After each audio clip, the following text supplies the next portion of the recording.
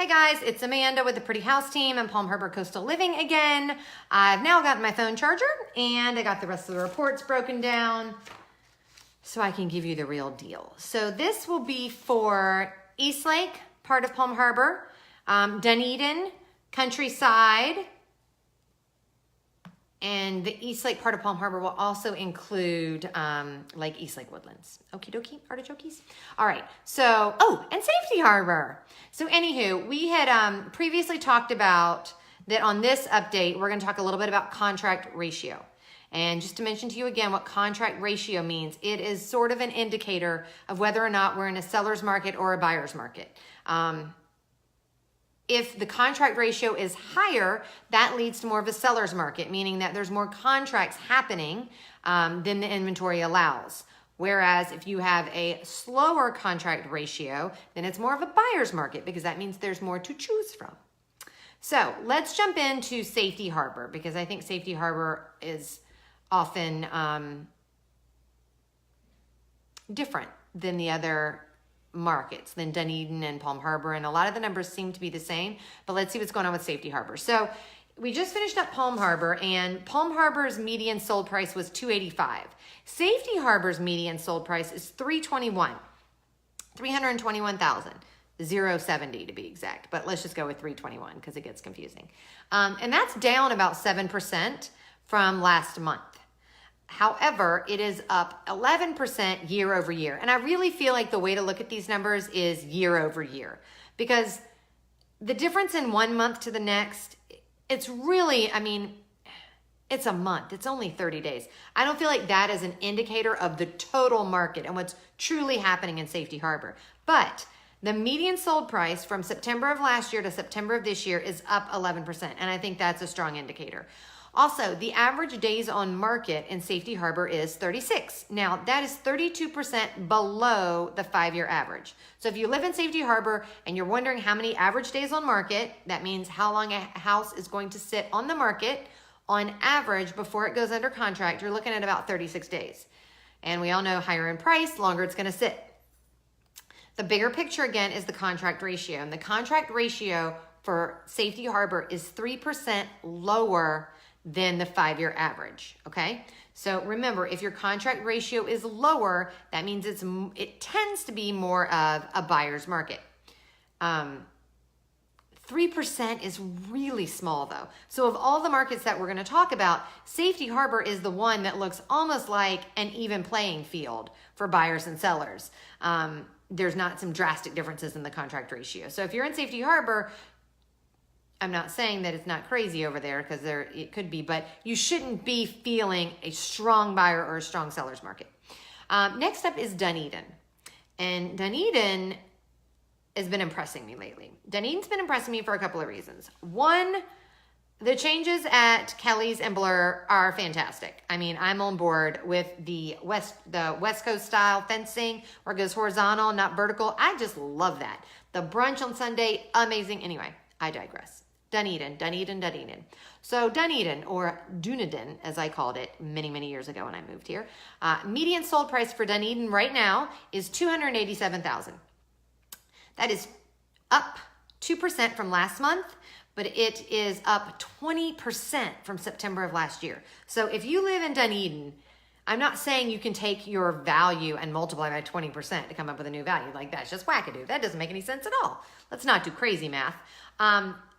But the values are up from one September to the other. They're up 20% from last year. That's huge. That's massive.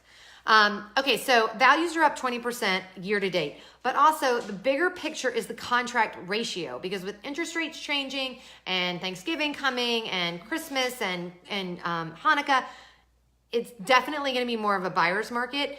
In Dunedin, the contract ratio is 40% higher than a 5-year average. Okay, so let's go back to the annoying what is contract ratio. Contract ratio is an indicator of seller or buyer's market. Okay, so if your contract ratio is higher, that means it's more of a seller's market. And most of the time we'll see like 3%, 7%, one way or another. In Dunedin right now, it is 33 to 49%. lower. So that decrease is a big deal.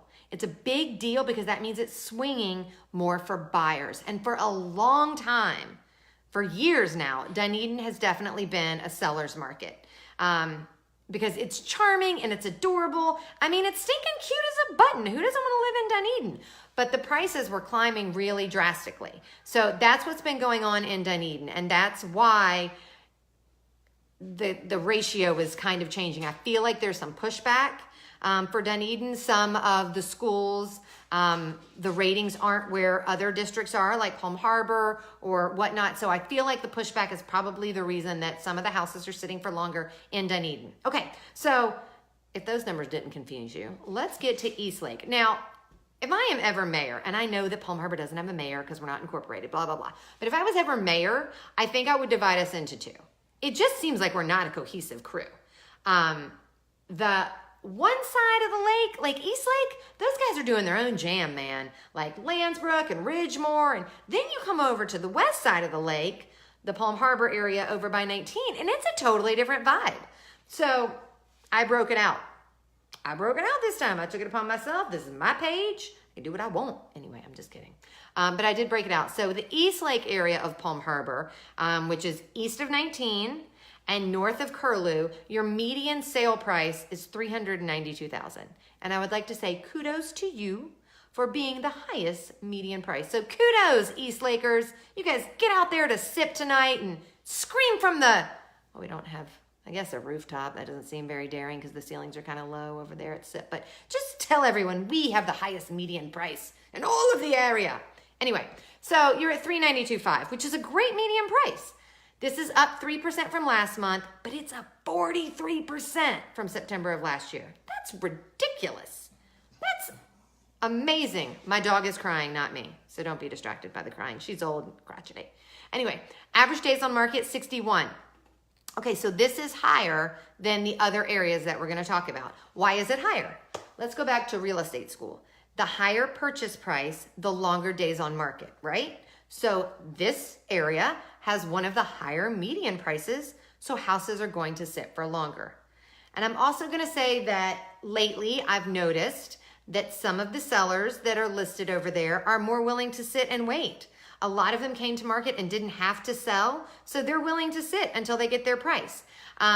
61 days on market in Eastlake is actually 8% lower than the 5-year average. I mean, 8% doesn't really mean anything drastic. I wouldn't get all caught up in that.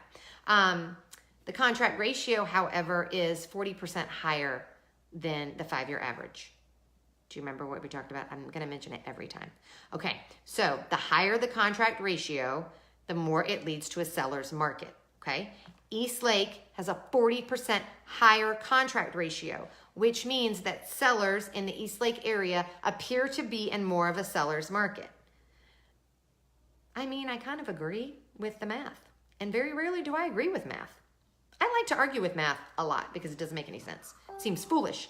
Anywho, oh, someone just binged that they liked that. Well, thank you. I'm glad that you also don't like math. The last neighborhood we're going to talk about is Countryside. And I feel like Countryside is a little jewel that nobody ever talks about. I feel like it's a nice little in-between Safety Harbor and Dunedin Lake. You don't have to pick a side. This isn't West Side Story. You don't have to be a shark or a jet. You can live in Countryside and have it all.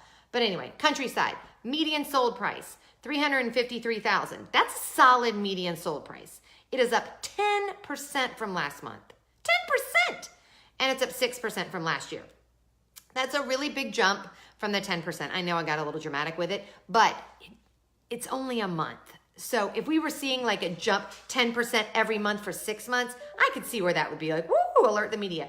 But it's not quite that yet, so you don't have to get all panicky. Again, the bigger picture is contract ratio. Contract ratio for the Countryside area is 7% lower than the 5-year average. So have I successfully confused all of you?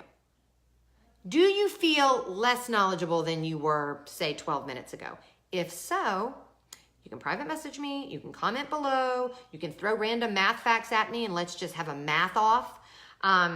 I am doing a couple of reports for specific neighborhoods. I got a request for Oak Trail. Somebody talked to me about Cobb's Landing, one of the areas. I've got somebody that's requested something in Ridgemore. So if you're in a specific neighborhood and you're wondering what the heck is going on, I'm working on those reports. Obviously, those are complimentary. I'm happy to share those with you. I don't know what that beeping sound is in my office. And now you're not going to hear it, are you? It was definitely a beeping. Did you hear that? I don't know what that is. Maybe it's, I don't know. Maybe they're bugging the offices now of real estate agents. Anywho, that's your market update for September and October. The numbers take longer than I'd like to get out. As we go into, oh, Donnie. As we go into interest rate conversation, I can talk to you a little bit about it, about what your payment difference is going to look like.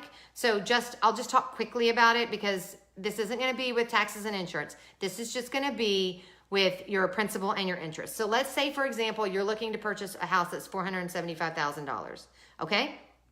And the interest rate was previously 4.5%.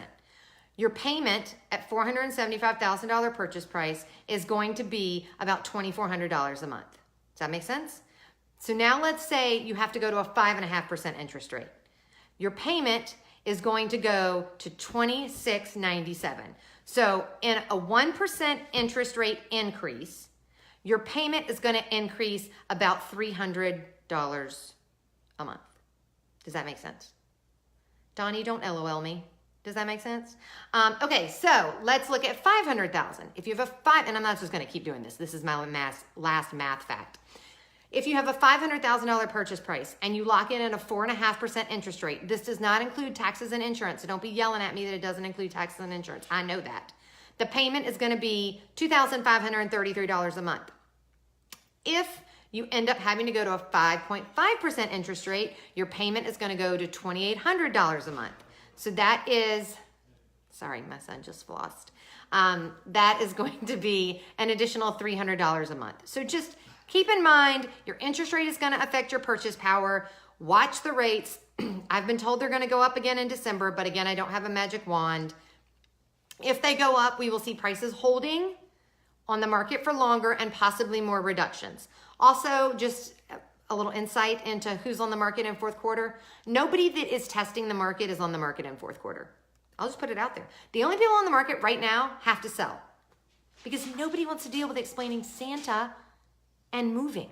It's just a nightmare. And Christmas and Thanksgiving. I mean, the turkey, the oven, it's just too much. So just an FYI, if you're in the market right now and you're looking right now is a good time to negotiate buyers because people that are on the market right now need to sell right now.